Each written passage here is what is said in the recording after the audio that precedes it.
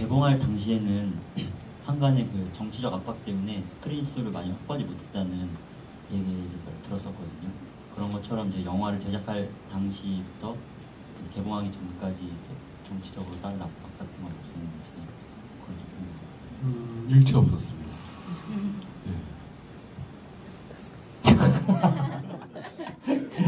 그래도 지금 너무 감독님이 간단하게 하면서 개봉하기까지 감독님께서도 변호인 같은 그런 심정으로 제작하셨는지 여쭤보고 싶습니다. 변호인 같은 신념은 없었던 것 같고요. 그냥 그 두려움, 제가 감히 오히려 오해를 불러일으키면 어떡할까라는 그런 두려움이 제일 컸었습니다. 감히 제가 이야기를 해서 나중에 이제 어렴풋하게 실제 이제 그 가족 권영수 여사님이라든지 이런 분들의 말씀을 전해 들었을 때 이제 제가 가지고 있었던 움츠림보다 훨씬 더 많은 걱정과 고민을 하셨음에도 불구하고 영화제에 반대를 안 하셨다고 하셨더라고요. 그분들의 이제 표현은 사실상 뭐 올 초까지만 하더라도 NNL 발언이 뭐 이랬고 저랬고 했고 뭐 이런 사실 많은 논란이 있었기 때문에 이제 이 오해와 편견이 정말 많이 기다리고 있었습니다. 그 한가운데로 이제 저희가 들어가야 되는데 과연 이게 어떻게 보여질까 이제 그런 걱정들이 좀 많았습니다. 감히 부산에서 이제 뭐 자라면서 93년도에서 1학년 학교 대학 생활을 다녔거든요.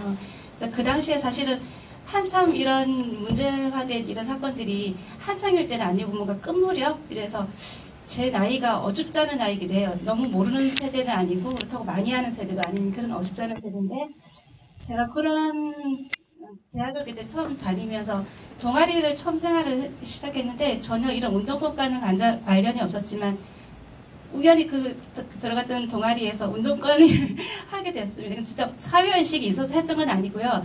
이런 계속 선배들이 이어져 오면서 이런 사건들 불임사 특히 부산에서 일어났으니까 그런 사건과 그 당시에도 그 구치소에 부산 구치소에 수감되셨던 저희 학교 선배님들을 저희 동아리 선배들이 찾아가서 이제 면회를 한다는 얘기도 많이 들었고 그리고 저희도 이제 그 당시 데모를 한다고 8.15 뭐 광복 행사를 하면 서울까지 올라와가지고 한번 뛰어봤던 경험도 있거든요. 근데 정말 아무 생각 없이 저는 뛰었던 사람인데 막 체류탄이 날아오는 거 다 경험도 해보고 있는데 감독님은 88년도 이제 1학년 되셨다고 하니까 운동권 생활을 한번 하시지 않으셨을까 그런 궁금증도 있었고요. 아까 여기서 딱 들어오실 때 처음 감독님이신 줄 모르고 제가 딱 쳐다봤는데 너무 우락부락하시고 덩치가 크실 거예요. 그래서 처음엔 감독님이시 아니실 거라고 생각을 하고 딱 이렇게 앉으시는 거고 아 감독님이시구나 생각했는데 제가 제일 부러워하는 사람이 글을 잘 쓰는 사람이거든요. 근데 이렇게 글을 잘 쓰게 되신 메모랑 다르게 그런 어떤 경험이 있으신지 궁금했습니다. 네, 굉장히 질문을 진지하게 해주셨는데 제가 대답은 조금 이제 사실 말씀드리면 조금 일단은 많은 분들이 조폭으로 착각을 하십니다. 그래서 평생 뭐 이렇게 길거리에서 뭐 끌려간다거나 그런 거나 없이 사는 부모님께 감사드리고 있고요. 운동권 생활은 거의 못 해봤던 것 같아요. 이제 제가 이제 고대를 나왔는데 고대는 또 89년도에 바로 또 고대 사태로 해서 1년 학교 쉽니다.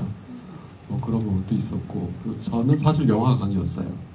그래서 뭐 학교 놀 때 잘 듣다 싶어서 영화 실컷 보고 그다음에 좀 일찍 생활전선 뭐 이런 거를 좀 뛰어야 돼서 아르바이트를 좀 많이 해서 좀 그랬었고요. 그다음에 글은 솔직히 말씀드리면 이제 저도 뭐 이제 방송 쪽 일, 영화 쪽 일을 했는데 대부분 이제 글을 쓰시게 된 이유는 돈이 떨어져서입니다.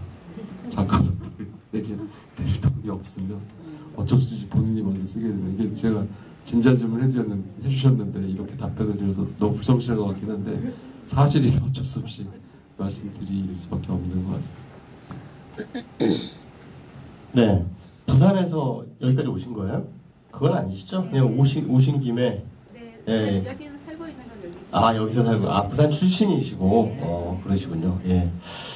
아, 어떻게 할까요? 지금 뭐 조금 아쉽긴 한데, 계속 손 드신 분들이 계셔서 아직 질문을 못 하신 분이 있어서 제가 괜히 부채감이 드네요. 아까 저기 끝에 아가씨 한 분 손을 드셨는데, 예. 만약 오늘 질문 못 하시면 집에 가서 잠을 못 자주실 것 같아서 마이크를 한번 드려봅니다. 예. 네, 감독님 최근에 단식하신다는 기사로만 뵙다가 이렇게 실제로 만나게 돼서 정말 영광이고요. 아까 웹툰 얘기하실 때도 젊은이들과 공감하시고 싶다고 하셨는데 혹시 80년대를 경험하지 못한 저 같은 친구들에게 전해주고 싶었던 메시지가 있으신지 여쭤보고 싶습니다. 그냥 이렇게 말씀드리면 될 것 같아요. 저는 이제 한국에 태어난 걸 감사드리는 일 중에 하나가 그래도 한번 인간으로 이제 삶을 사는데 이렇게 역사가 압축된 나라에서 한번 살아보는 게 정말 예를 들어서 저는 어렸을 때 이제 쌀밥만 가져가면 맞았던 세대입니다. 그래서 혼분식을 했던 예를 들어서 쌀밥도 마음껏 먹던 시대를 겪어봤거든요. 여러분 혹시 설렁탕에 소면 넣는 게 그 혼분식 정책 때문인 거 아세요? 설렁탕에 이제 그 소면을 어쩔 수 없는 게 보리밥으로 설렁탕을 냈더니 도저히 먹기가 껄끄러워서 어쩔 수 없이 혼분식 비율을 맞추기 위해서 이제 소면을 좀 넣었다 그러고 갈비탕에 당면 들어간 이유도 마찬가지라고 합니다. 근데 갈비탕에 소면 넣더니 맛이 좀 이상해서 당면을 넣어봤다고. 그러니까 이제 사실 설렁탕과 갈비탕에 들어간 소면과 당면도 그 시대 때 같이 만들어졌거든요. 그러다가 이제 뭐 쌀이 남아돈다는 얘기, 어떻게 보면 농업혁명도 지켜보고 산업혁명도 지켜보고 이제 제가 80년대 이제 고등학생일 때는 민주화는 어림도 없다라는 얘기를 많이 들으면서 자랐습니다.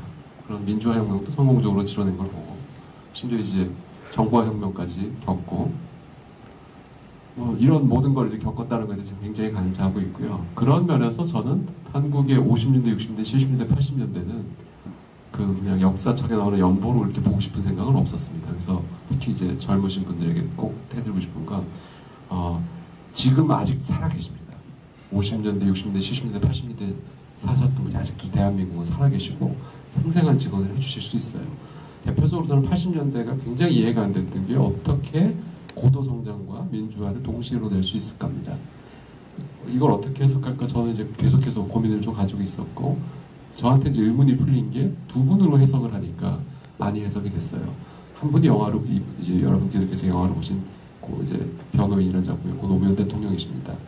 이제 서울에서 가장 멀리 떨어진 부산의 한 변호사분이 조국의 민주화를 위해서 그렇게 갑자기 저렇게 뛰어오셨던. 또 한 분은 누구냐면 1981년 오히려 정반대예요. 정권의 한가운데 서 계셨던 고 김재익 경제기획부 부총리라고 계세요. 그러니까 이분이 이제 전두환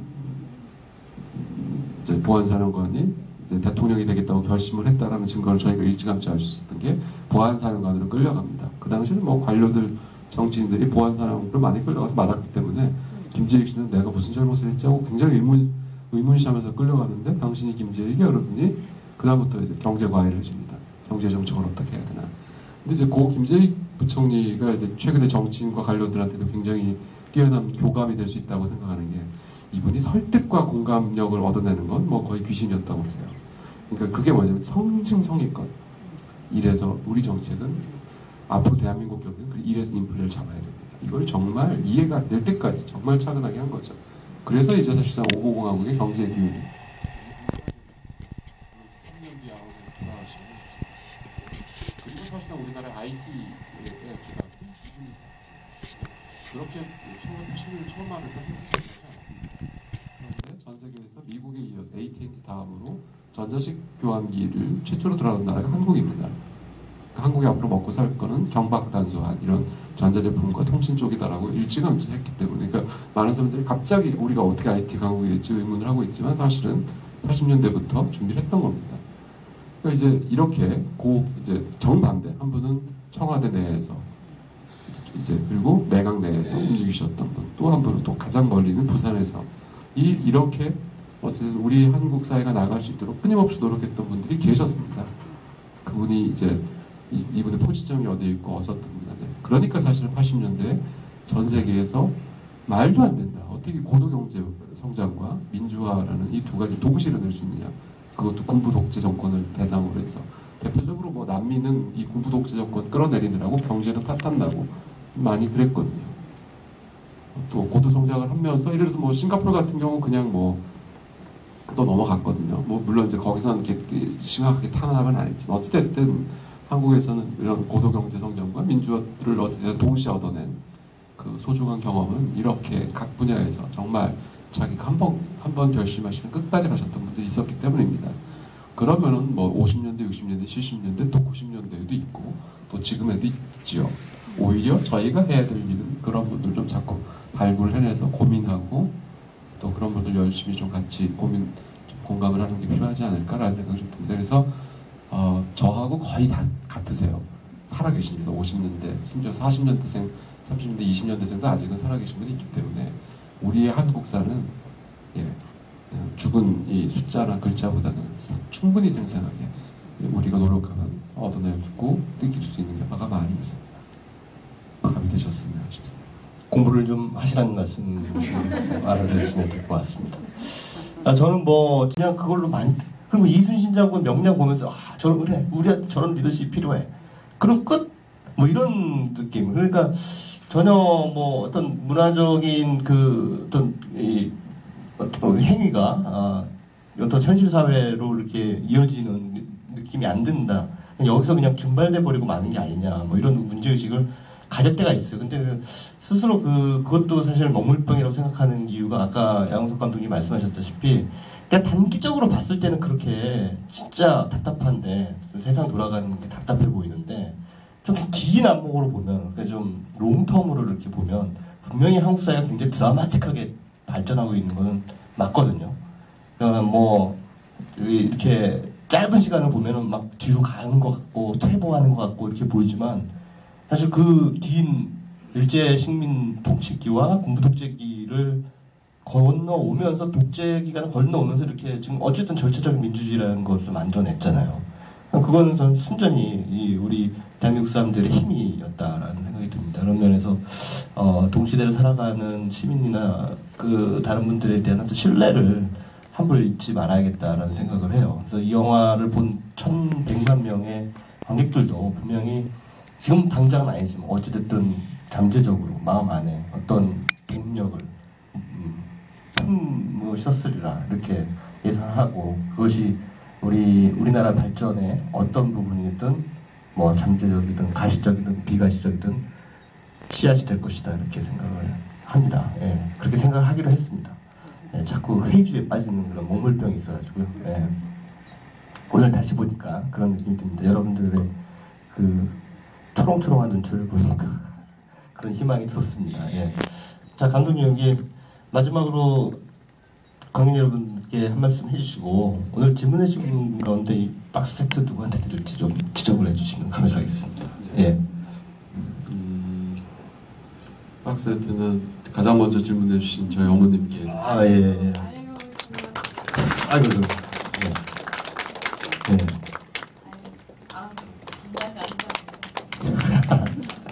비싼 겁니다, 어머니. 예. 온 가족들하고 같이 좀 집에서 보시라고 드렸습니다. 예. 마지막으로 뭐 드리고 싶은 말씀은 뭐 어쨌든 오늘 좀 정치적인 얘기가 많이 나오다 보니까 조금 드리려면 저는 그렇게 생각합니다. 롱텀 좀 길게 봤을 때 결국은 지금 자꾸 이제 일본도 그렇고 잃어버린 뭐 20년 그리고 또 이제 그걸 또 잃어버린 10년이 또 시작됐고 심지어 이제 모 정당이 또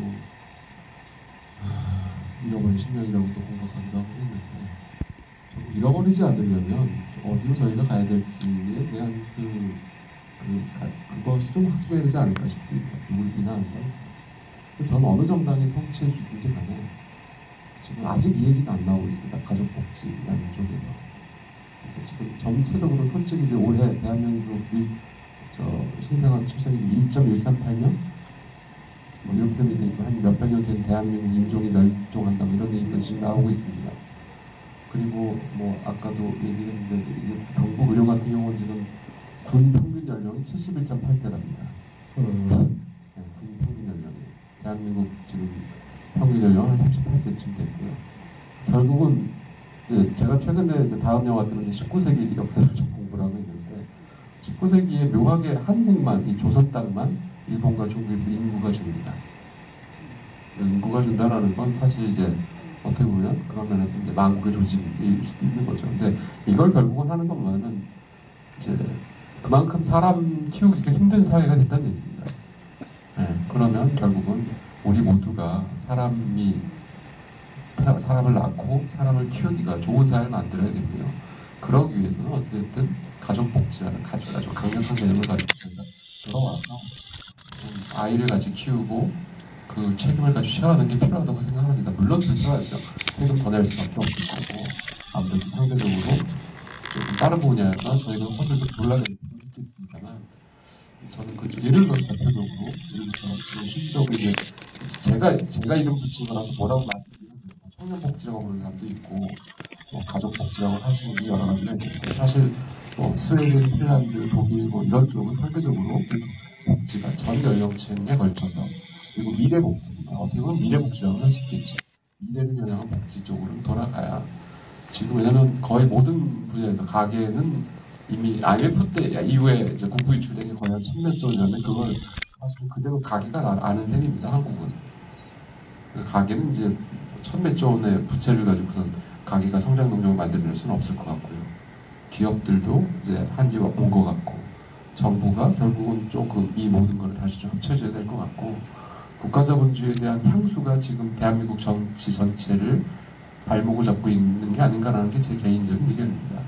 그 향수를 벗어나기 위해서라도 이런 새로운 비전을 가지고 같이 우리가 공감을 해야지 이걸 정치인분들한테 책임지고 해주십시오라고 하기에는 이미 늦은 것 같습니다. 오히려 유권자인 우리가 확실하게 개념을 가지고 이쪽으로 가주십시오라고 말씀드릴 때가 오히려 SNS가 이렇게 풍부해진 이때 우리가 나갈 길이 아닐까라는 말씀을 오늘 정치 얘기가 좀 많이 나온 것 같아서 평소 제가 생각했던 말을 말씀드리면서 이 자리를 저는 마지막 말씀을 드리고 싶습니다. 네, 맞습니다. 네. 오늘 소중한 시간 내주신 양호석 감독님께 다시 한번 감사드리고요. 더 끝까지 영화 보시고 또 열성적으로 참여해주신 관객 여러분께도 감사드립니다. 고향 돗자리 영화제에 응원합니다. 고맙습니다. 오늘 감사합니다.